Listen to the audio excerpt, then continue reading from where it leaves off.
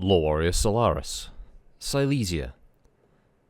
Although Lyron Commonwealth officials are careful to maintain Silesia as a showpiece of Lyron culture, it suffers the same problems as the rest of Solaris City. Police are conscientious and efficient, but crime and corruption find their way into the sector all the same. As with the Black Hills, the existence of the Federated Commonwealth has done little to change Silesia's population and character. Davianists are not particularly welcome here, for most Lyrons on Solaris consider them to be arrogant and selfish. City Administration, the Lyron Building. The armoured fist of House Steiner graces the entrance to this grim grey structure, where Lyron officials administer their sector as Solaris. Theoretically, this is now a Federated Commonwealth operation, but the employees here remain stubbornly Steinerist. Neighbourhoods. Blackthorne District. Though Lyron authorities go to great lengths to maintain this residential area as clean and relatively trouble-free, crime is still prevalent. Near the river, where the standard of living declines, the ravages of the Bloods, the Mafia, and the Triads become more and more apparent. Cheap bars double as gang hideouts, gambling houses, and opium dens, while most citizens pack firearms, making the streets even more dangerous after dark. The Riverside. Within sight of Cathay River Town, the Silesian waterfront is the location of numerous high-class hotels and condominiums. Hotels. The Armoured Fist. A staunchly Steiner institution, they accept D-bills but S-bills are preferred. The Armoured Fist is a popular hotel for Lyron tourists.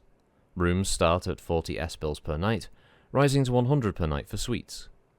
Melissa's, a comfortable restaurant in the lobby, serves meals priced from 20 to 50 S-bills per person. The Officers Club. For a small fee, officers of the Lyron military may stay here while visiting Solaris. Accommodations are spare, but reasonably comfortable, and the dining room and library are well furnished and pleasant. The Tamar Domains. The Fist's chief rival as the leading Lyron hotel, the domains rent rooms from 50 to 150 S-bills per night. Eusebio Birkin, the domain's manager, has been accused of using underhanded tactics to attract customers away from the Fist, including suggesting that the head chef at Melissa's spits in his soups. Entertainment. The Copper Coin. Shades McCabe's establishment is a combination bar, restaurant, and casino, where food is plentiful and cheap, as little as 2 S-bills per person. The help is friendly, the drinks are watered, betting terminals are conveniently located at the tables, and on fight nights, the coin is crowded with rowdy, often drunken crowds of fight fans. Shades, so called for the dark glasses he wears even at night, does not object to a fight or two, so long as nothing major's broken. If things get too wild, however, he will call in security, or the police. The Grateful Burger.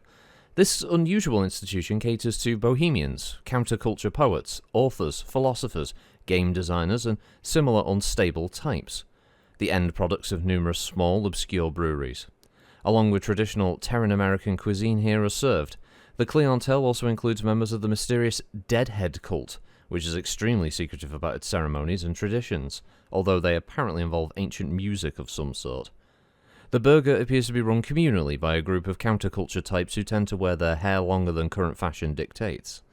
The acknowledged leader is one Sunshine Talbot, a woman who prefers headbands and wire-rimmed glasses and tends to tell people that they are beautiful. Lyron Theatre. The theatre's yearly Shakespeare festival is all the rage every summer, often attended by off-world visitors with no interest in the Mech games. At other times of the year, the best in contemporary drama and classic opera continues to draw wealthy or trendy Silesians. The Sea King. Featuring seafood from across the Inner Sphere, the Sea King's specialty is Solaris Snapper, served Cajun style for 12 S-bills. Other entries range in price from 5 S-bills for fish and chips wrapped in the day's Solaris Times, to 100 S-bills for steak and Terran lobster. This is a popular hangout for aerospace pilots and mech warriors. Owner Wallace Sims has little tolerance for failure, and his staff turns over regularly. Most consider him a petty tyrant with an overinflated sense of his own importance.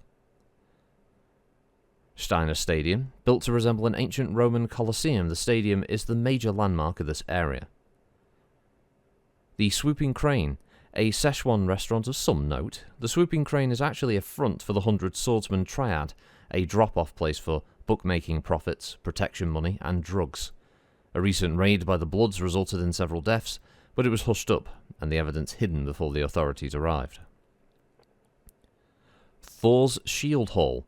Located near the Cathay border, the Shield Hall, and more specifically the exclusive Valhalla club that it houses, is famous throughout the Innisphere as a watering hole for the rich and famous of Solaris. The main bar is open to the public and is invariably crowded with tourists, groupies, and thrill-seekers hoping to catch a glimpse of a Mech game superstar. In back, Valhalla is open only to the most powerful and influential of Mech warriors, whose position at the long table is determined by their relative influence in the arena. The highest of the high, those who have attained legendary status, are allowed to sit in booths bearing their personal heraldry. Competition for seats is intense, and many arenas' rivalries carry over into the rarefied confines of Valhalla. Points of interest. Chahar Lake. This man-made lake is a pleasant spot for boating, walks, picnics, and general meditation, although at night the paths around it tend to be a lair for muggers and drug dealers. A regular patrol by horse-mounted FC security forces hasn't been able to reduce the problem much. Commonwealth Museum. Memorabilia, artifacts, and exhibits on Lyron history and culture are displayed here. The white Greco-Roman building contains several major art treasures and is heavily guarded. Unthrax Estate. Unthrax Stables, the leading Steiner stable, is headquartered here. Vito Ornthrax, a Mech game fanatic, maintains a small mech bay and workshop out back, and often does the tech work for his own battle mechs. His estate is somewhat neglected, and it isn't unusual to see numerous mechs in various stages of repair, scattered about the grounds. Parmus Estate. Yarvo Parmus, a nobleman known to dabble in mech fighting, being a former mercenary himself, maintains this estate, which resembles a medieval castle. Parmus has sometimes financed out-of-work mech warriors just for sport, but doesn't maintain anything that could be called a real mech stable. Parmus is said to be a good-natured man, both generous and loyal. Shrimpton Gallery. This private gallery specializes in mech-oriented art, celebrating glorious victories or heroic defeats involving Davian or Steiner forces. An abstract study of a Locust cockpit by Lyron artist Andrea Burr recently sold for more than 500,000 sea-bills. The Shrimpton is well protected, with alarms and security guards. Steiner Park. Near the Lyron building is this pleasant stretch of green which displays statues of celebrated individuals from Lyron history. Vernon Singh Mansion. Singh, head of Lion City Stables, lives in this walled estate, decorated in Middle Eastern style, with reflecting ponds, pavilions, and a small menagerie. Though Lion City is a well-known stable, its mech warriors have recently had a string of bad luck, leading many to harbour a suspicion that Singh is the target of interstable sabotage. White Pine. This estate is owned by Rhianna Murray, owner of the Overlord Stables.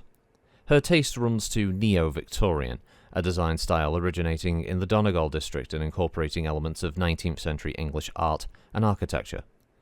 White Pine Manor is built and decorated in this style, but the appearance of the occasional light battle mech teetering around the grounds adds a jarring element. Overlord is an honest stable, considered one of the best rides on Solaris. Unfortunately, they accept only the best and most promising young mech warriors, and so membership is somewhat exclusive. Mech Tech. Falsher's Repair. One of Solaris' leading techs, Falsher doesn't come cheap, charging up to 500 sea-bills per hour, depending on how well he likes his client. He has, however, been known to work miracles, repairing mechs considered irreparable, modifying and jury-rigging weapons, and improving existing systems. His current waiting list is 6 months and growing, but his clients, they don't seem to mind. Fujima's Mech Bay. Carlos Fujima maintains these facilities, which are open only to mech warriors who wear Steiner blue. Mechs may be stabled here for 10 S-bills per ton per month. Repairs and resupply are available to all but Lyron mech warriors, who receive a 20% discount. Fujima has space for 24 battle mechs. Miscellaneous. Hollis Security. The top security firm in Silesia, Hollis will hire out its guards by the month for anywhere from 500 S-bills for lightly armed troops to 1,000 S-bills for armoured, laser-armed private security forces, able to give a battle mech a run for its money. Rumours abound that Hollis can, for a price, also fund mercenary units and triad foot soldiers, but so far, nothing has been proven. Vincent Hollis III inherited the business from his father, and since then has run it with great efficiency. Vincent, however, is now more than 70 years old, and he will soon have to turn the helm over to his 35-year-old son, Vincent IV, a loudmouth wastrel with little administrative skill. The younger Vincent has squandered great sums on the Mech games and now sees the family business as a source of more loot. Rumour has it, he's plotting his father's early demise in order to hasten the transfer of ownership. Isha Weapon Shops. Isha limits its sales of weapons to those who can prove citizenship in Lyron space. Even Federated Sun citizens are excluded. A wide variety of personal weapons, from holdout pistols to assault lasers and hand flamers, are available here. Customers are usually corporate security officers, and the occasional mercenary. Larson Clothiers. The elite of Silesia society consider Gunnar Larson the finest tailor in Solaris. He does not discriminate against non-Lyrons, but Lyrons usually get to him first. Larson is also a gossip, and it might be possible to learn from him privileged information confided by customers. A Larson suit will cost you anywhere from 500 to 1,500 S-bills. Murdoch Brokers. A leading Steiner mech broker, Gabrielle Murdoch has had particular success lately, setting up hot mech warriors with the Overlord and Hammer stables. Her luck may have run out, however. She's a gambling addict, and her recent run of luck has inspired several Triad and Mafia loan sharks to call in their markers. Murdoch is currently looking for protection from her more enthusiastic creditors. Nashan Diversified. Nashan's corporate facility on Solaris serves mainly to field test the firm's new targeting systems and computers. Nashan also allows its analysts to hire out to other corporations, as long as such activities do not threaten Lyron security. Many rival corporations would kill, or commit similar mayhem, to obtain the data, and the readouts produced in this well-guarded building.